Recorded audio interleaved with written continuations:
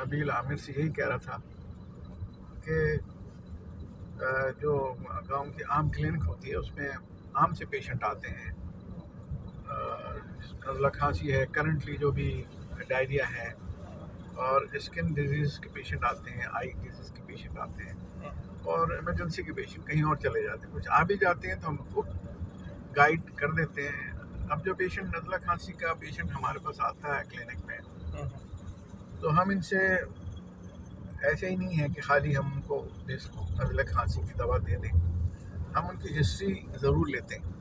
تو ہسٹری میں پھر ہمیں پتہ چل جاتا ہے کہ کوئی پیشنٹ ڈائبٹک ہے، کوئی ہائپرٹینسو ہے.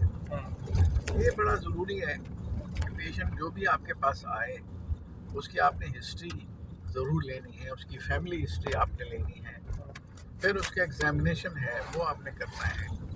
تو اس دوران یہ ہوتا ہے کہ پھر اس طرح یہ ہوتا ہے کہ جو اچھا فزیشین ہے وہ جب پیشنٹ کو دیکھے تو پوری ایک ہالسٹک اپروچ کے ساتھ پیشنٹ کو دیکھے.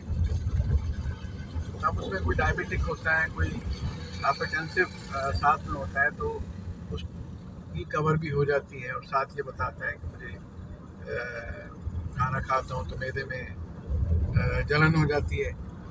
تو اب وہ اس کی پھر ہم انٹینسٹیوٹی جو ہے نا وہ دیکھتے ہیں کہ کتنا کیا ہے. یہ رات میں سوتے وقت ان کو درد ہوتا ہے، مینس کہ لیٹ نائٹ اگر ان کو 3 بجے 4 بجے، یعنی ڈنر انہوں نے 8 بجے کیا، 10 بجے کیا، تو 3-4 بجے ان کو معدے میں تکلیف. معدے سے مراد زیفائڈ اسٹرنم جہاں پر خون ہے اس جگہ پر پین ہوتا ہے. اب یہ پین جو ہے پین چیسٹ پین جو ہے یہ چیسٹ پین میں آتا ہے. اور یہ ابڈومنل پین، اور پین کس طرح کا ہے، پین کی نیچر کیا ہے.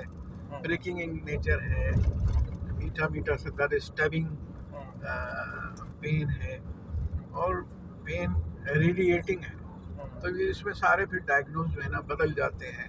جیسے میں نے کہا فجر میں ہو رہا ہے تو مینس ڈیوڈینم سے جو ہے غذا نکل رہی ہے اس وقت، اور معدے سے بھی نکل کے اب ڈیوڈینم میں جب جا رہی ہے تو اس وقت پین ہو رہا ہے. مین ڈیوڈینم کا کوئی پرابلم ہے اس میں، تو اور اسی وقت پین ہوتا ہے جب ڈیوڈینم میں جگہ دوا اپنی غذا جا رہی ہوتی ہے، یعنی چھوٹی آنت کا پہلا وہ حصہ جو سی شیپ کا ہوتا ہے.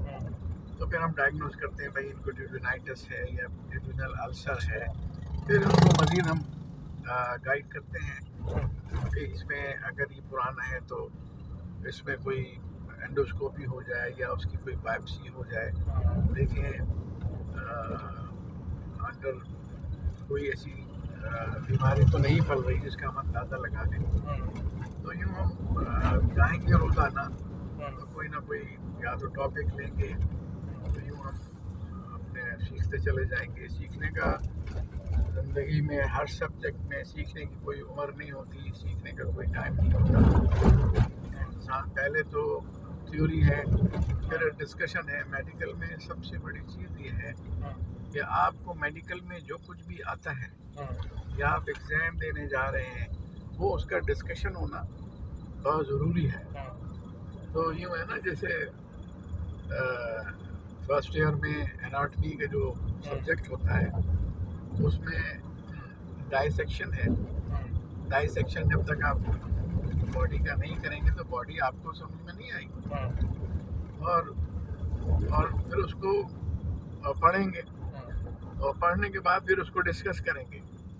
تو ڈسکس کرنے سے پورے وہ چیزیں آپ کو یاد نہیں. اس کا مطلب یہ ہے کہ آپ نے اپنا علم جب تک دوسروں کو نہیں پہنچائیں گے تو وہ آپ کو ازبر نہیں ہوگا، یاد نہیں رہے گا، اس کو ریممبر نہیں کر سکیں گے.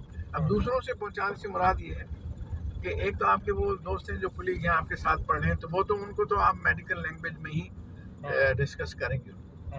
دوسرا اس کو عام لوگوں کو جب بتائیں گے تو اس کے الفاظ پھر وہاں پر بدل جاتے ہیں. ظاہر ہے جس کمیونٹی میں آپ رہتے ہیں، جس لوکیلٹی میں آپ رہتے ہیں، اس میں بھی آپ کو جانا پڑے گا، لوگوں سے آپ رابطے میں رہیں، کمیونیکیٹ کرتے رہیں تو پتہ چلے گا کہ بھائی اس بیماری کو کیا کہتے ہیں.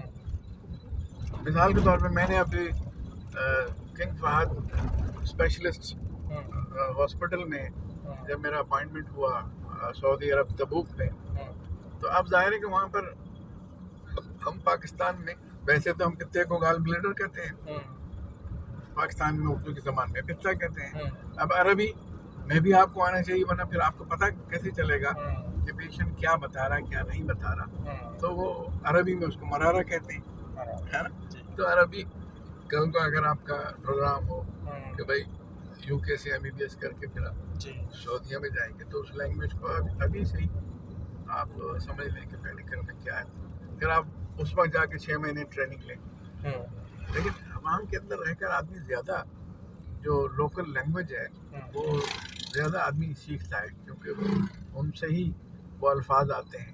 اسی طرح ہمارے یہاں گاؤں میں یہاں سندھی اور بلوچ لوگ رہتے ہیں، تو یہ لوگ کیا بولتے ہیں کس چیز کو کیا بتاتے ہیں. مثال کے طور پہ انہوں نے ابھی ہمیں بتایا میں کری بھی ہمیں بتائے. کری تو سندھی لفظ کو اگر آپ دیکھیں، کری کا مطلب ہے گر جانا. کری پیو مانو، کری پیو گر گیا. لیکن ایک کری ہے پرہیز کرنا. تو اس ڈاکٹر کو زیادہ پسند کیا جاتا ہے جو علاج کے بعد مریض کو پرہیز کرنا بھی سکھائے.